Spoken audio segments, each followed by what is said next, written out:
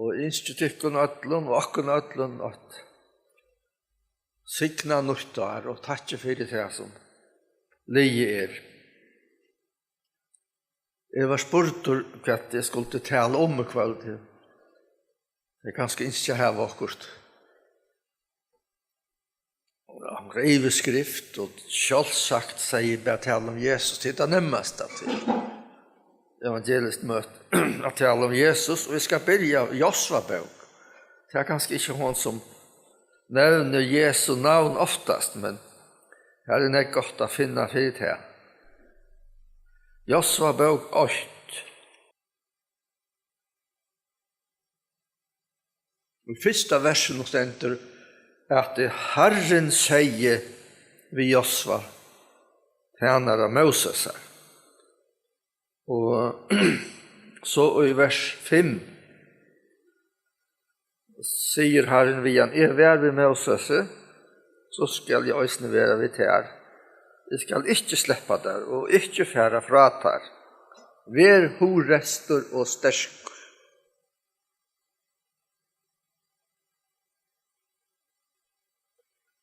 Og i vers 9 sier Herren, har vi ikke sagt viktig, at du skal være horester og stersker, ikke missa møte og ikke reiast, så i Herren god tøyn vidt her, og i ødlom, som du vært under, at gjør.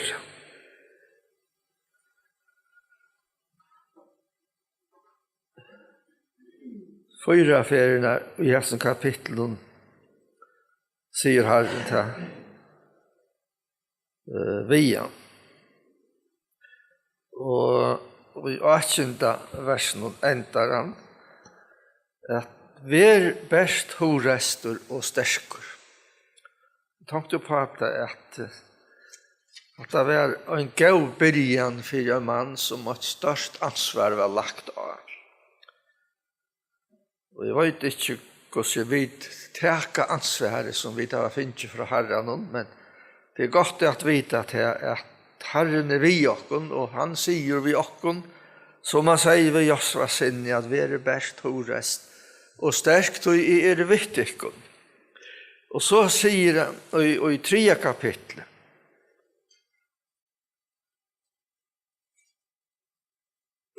nå det Josva som taler, så nå skulle det fære om ånda Jordan inn i land lyftesins, etter å ha ginnje, så nekve årene og i øyemørst.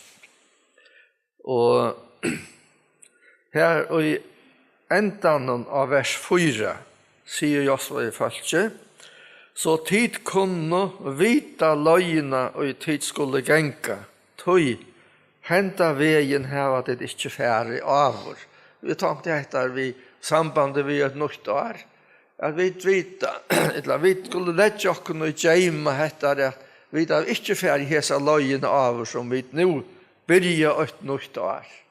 Herren har sikt noen i farne året, men vi vet ikke hva dette året innebærer, men vi vet at Herren vi okken, og han har sagt okken at vi skulle være sterk og horest. Vi tar ångene øttast tverster imot. Og ta og Josva enda løs ut bare for at nevna til øysene. Til ønsken ivrig om til at Josva bøk, eller Josva personeren, en mynd av Jesus. Det er ikke holdt av løy å si at jeg vil ta som Jesus for det om vi nevner Josva. Men han sier at det littner, og jeg tror ikke så ikke negativt sagt om han mannen og i skriftene. Men vi leser i kapittel 24. Det stort åren han dør.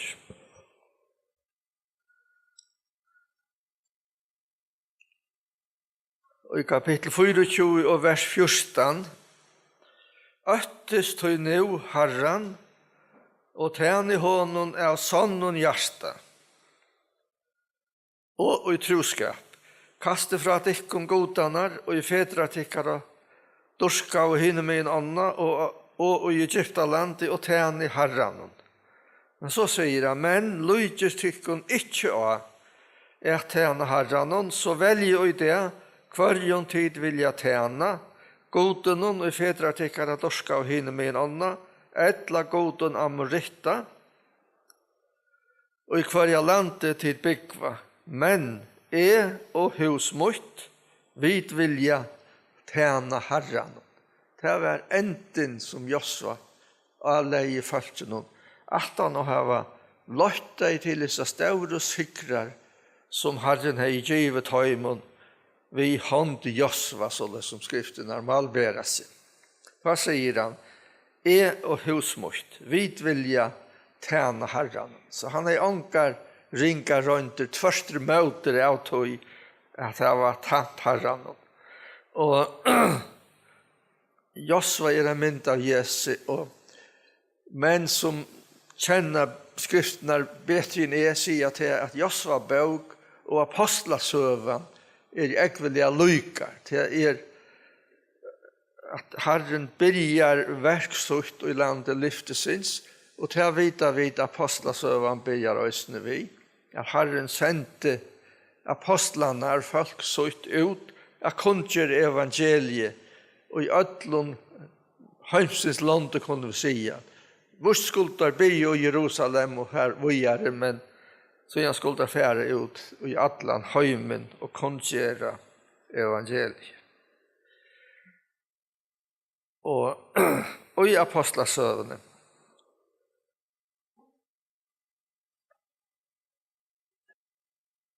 I kapittel 4, det er alt velkjent for dere som kjenner Bibelen og har lyset og gjerne. Her er det apostlene som skulle begynne dette store verk av kunngjøre evangeliet.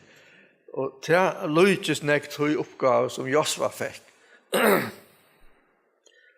Men her er det Peter og Johannes som er fire ranen her i Jerusalem. Og bare lese verstall i kapittel 4. Her stendte det at frelsa ikke i nøkron øron, heller ikke nekka annan navn under himle, give mittlen menneske, som vi skulle være frelst vi. Og det stadig vekk det samme bådskap som vi tar bedre og i det, som vi tar rønt av både i faren og arje, faren og tøyen, og som okkon avlagt. Vi kan si at det er 4 måneder som vi tar finnes, at kunngjøre navnet Jesus og ikke annet. Det er ikke annet navn under himmelen givet i mittelen mennesker, som mennesker kunne være frelst vi utan navnet Jesus. Vi vet at da angelen kom til Marie, og han var født, som vi midt om nettopp i Jesu døven, så sier angelen vi henne, at du skal kalla navn hans av Jesus, tøy han skal frelsa folk sutt fra synd og torra. Vi vet at synd er det største bannet, det største plavan, største skeien, som kommet over mennesker fra begynnelsen av. Det var synd som gjør det at Adam og Eva var kalt ut ur ostagaren og eten. Og så igjen har synden fyllt mannakten i allan veien i kjøkkenen. Det var synd, evensjuka og ønskaper som gjør det at Kain dreper over søyn. Og så igjen i kjøkkenen alla tøyene. Men det kom på om at det var en som kunne komme, som skulle frelse folk fra synd og torra. Og det var just Jesus. Tog elsker vi navnet Jesus. Vi tar sunnet nekker av salmen, eller sangen, just om dette samme om navnet Jesus. Og jeg får et stortlager nå en dag, da jeg kjente av meg at jeg skulle ta seg om Jesus. Jeg ble i salmabøkene hvert i ærer hatt og finnes på seg urtøy at kjenne navnet Jesus. Og undres at det bare noen få hundre fra 200 og noe og til cirka 400 godt og vel til. Det ganske 15-16 feriene at salmeren til sangeren handler med parten om navnet Jesus. Det ikke unntatt ut høy. Det gamle tryggvande menn fra 1600-tallet og alt til okkara deir som har gledst om hettar at det var kjent navnet Jesus. Ikke kan brøyta et menneskeliv som just er at kjenne Herren Jesus.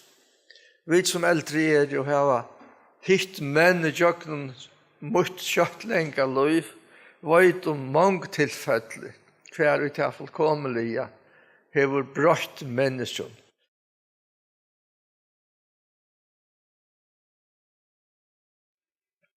Det er brøtt i løymot, som man sier til en gammel dronker, det kan fullkommelige gjotta bæg for gode og tykken. Jeg var bonden av synd som ødel ånder det, men Herren frelste meg fra tøymon som helt vera grova synd og møgnen, tøy verre ikke ødel. Det er så lengt fra tøy at jeg kan si at det. Men jeg minnes særlig en eldre mann som var her i bygdene, som jeg kjente vel da jeg var unger. Vi spalte, vi djinkuneg sammen en sånne hans der og jeg. Og han var kjent som en missbrukare. Han ble rokt og skråa og drakk. Men han sier til at han hørte om Jesus kom å kjenne han som frelsere av søgn, så leier han det alt av han. Jeg vet ikke om han sier han spurte skraien ut, men han leier han av bøyna veien, og hungren etter å røyja og alt det som han var bunden av, fullkommelige kvarv. Jeg vet ikke om nærkan annan, eller nærka anna, som kan brøyta menneskeliv, som just navnet Jesus. Men det kan også fullkommelige frelsa teg som kommer til god vi hånden, sier skrift. Og det som jeg halte være nesten det beste av ødelen, da leser vi i Salme 23, den velkjente salmen, og i en versen her enda noen. Her sier salmeskjæren David, han lukker salmen, han løyer med etter røtten løyen, 4 navnssyns skuld. 4 navnssyns skuld. Og til just det som Jesus gjør, som Herren gjør, 4 okkom, til ikke 4, at vi er så gau til å ha, nær sagt nek oppe båret, men han nøye søgne 4 navnssyns skuld, 4 Jesu navns skuld, frelser han okkom, og hever frelst okkom. Og det er så godt at vite at det er ikke av oss selv. Frelsen er ikke i nøkron øren, utan og i navnet Jesus. Det kom til apostlene røysten, sier at det ta det stå for ranene sinne, at det er ikke frelsa. Og i nøkron øren, ikke nærka navn under himmelen, givet mittel mennesker, som vi kunne være frelst vi utan navnet Jesus.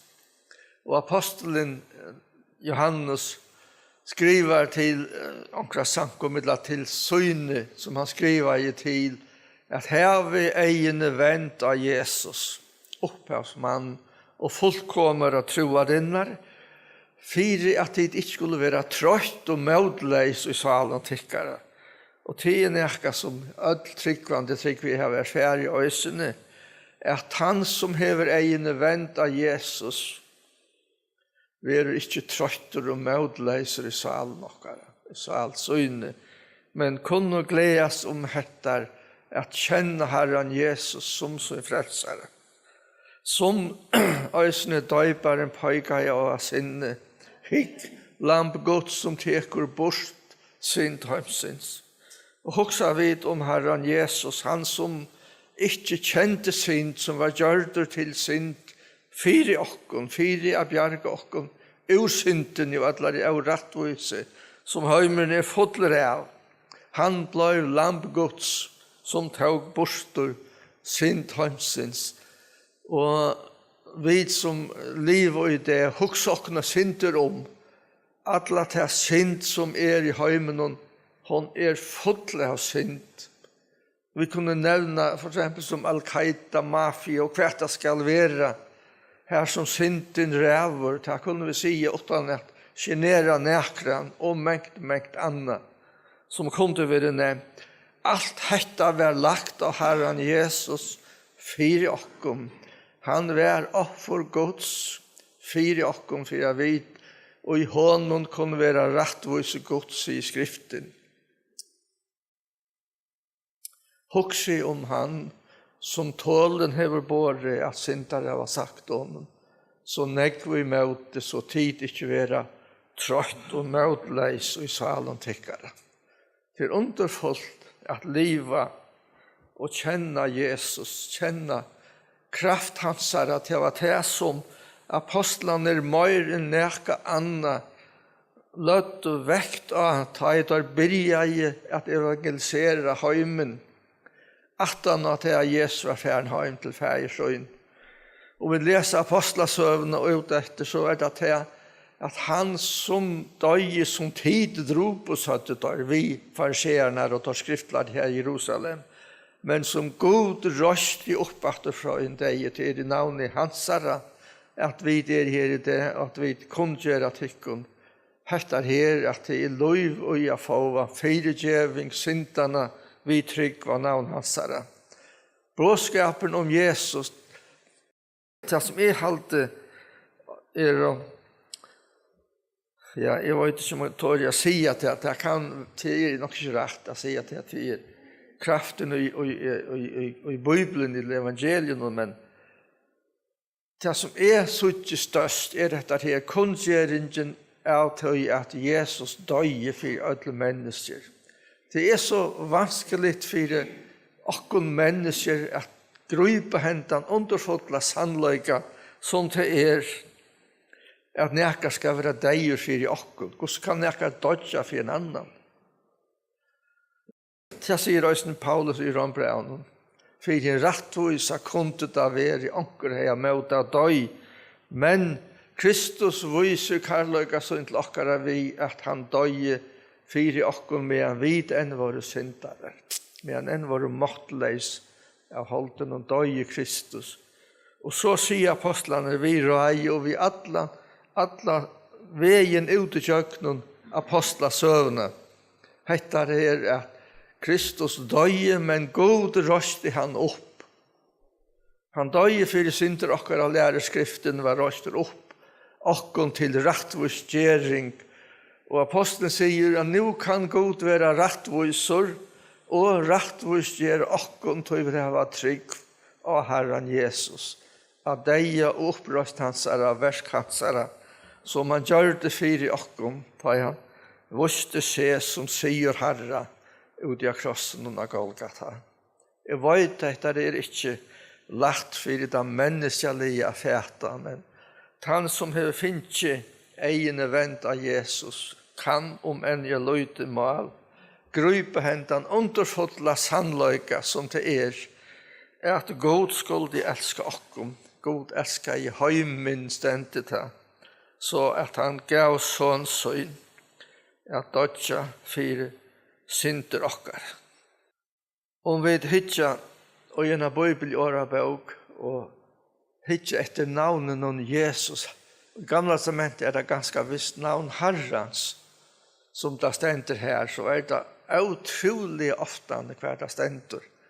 Navn Herrens til skikning, til hjelp, til verje og alt det som godt Særlig av salmene, jeg minnes ikke hvordan jeg vil talte om dagen, som det stod om navn Herrens, som skiknei og som salma iskjerner, fløyre av dem David og sine kårer og kanskje øsene.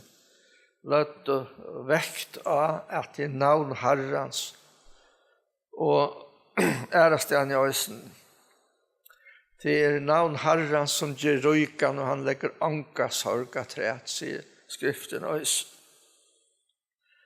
Og som sagt, om vi ble i salmabøtene, så sutja vi hvordan nekv det opptidges av imisk og iskjerner. at kjenne en navn Herrens. Og vi har ikke annet å bære, heller ikke i kveld, god. Det er lett å være lengt fra mer at vite mer nække annet utan navnet Jesus. Som vi begynner via Sintja, navnet Jesus må jeg elske, salmen brenner fire tog. Angon ør og navnet finnes den døyre frelsa og så framvegis nekva stene. Til nettopp hettar navnet Jesus. Underfullt å kjenne hansara navn og lyda seg at her og ta dette stotta skøye som vi i her. I livsstedet så vita vi at vi skulle være her som han Vi skulle møttast av at søtja han. Stendre salmen og ta være underfullt.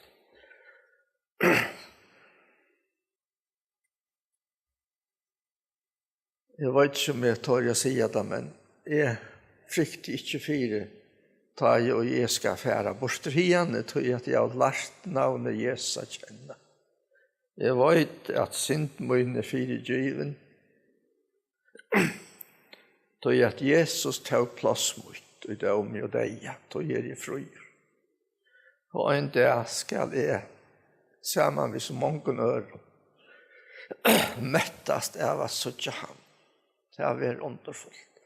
Og innerlige bønnen min at alle skulle komme å kjenne Jesus som frelser oss. Det en vært løyt. Det mange. Det ikke bare tar som har ikke sanger om navnet Jesus, men det så nekve bare kjent og avkjent navn. Nykjøkken og tøyene som har lov av navnet Jesus, tøyt og lærte å kjenne han. Og vi ber i navnet Jesus til tøy at vi vita at 18 navnet stender en person. Det ikke bare et navn, men det en person, det en menneske som vi tar vi nevner et navn, så vita vi at det en person, og vi omtaler personen, vi tås om, og så det det øsne ved Jesus. Det en person, han som god skiknaver om alle ævers i skrift. Og vi vet at vi som kallar navn hans at han skal syrja fire, at alle de mange lyfter som han har givet okken i årets øyne, være hilden til punkt og prikkar, ikke minst her underfolk.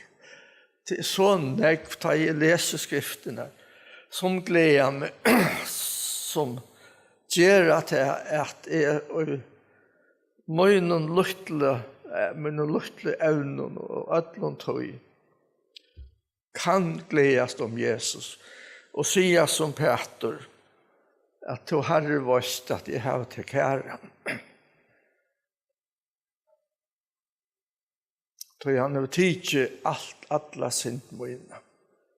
Tøy elsker jeg navnet Jesus og kan til fullnar anbefalla vi mæla til alle mennesker hver de ender støtte, hver støve de og at tryggva av Jesus, løyta av han, løyta av skriftene, gav og tid, lese Bibelen, at de kommer elska Jesus mer, de kommer ha han kærer og kærer. Jeg tår så sjaldan å bruke ord jeg elsker, jeg det så sterkt ord, men jeg kan si at vi har han kæren som har kjent han og fløyre eller færre år. Det godt at vite at han ikke bare hever okkom kær, men han elskar okkom. Det det store, det underfotla, å være elsket av honom som hever alt valgt i himmelig og å gjøre. Det størst, det underfullt, å være elsket av god, prøysa hans navn. Herren sikne okken öll, og öll mennesker hver dag enn støtt, av land i etla skjegg, nær etla fjær. Hetta kommande åresa kommande tøy, at Herren siknar okken så, at vi får eie av Jesus og være frelst av nøye øyne. Prøysa vi hans navn.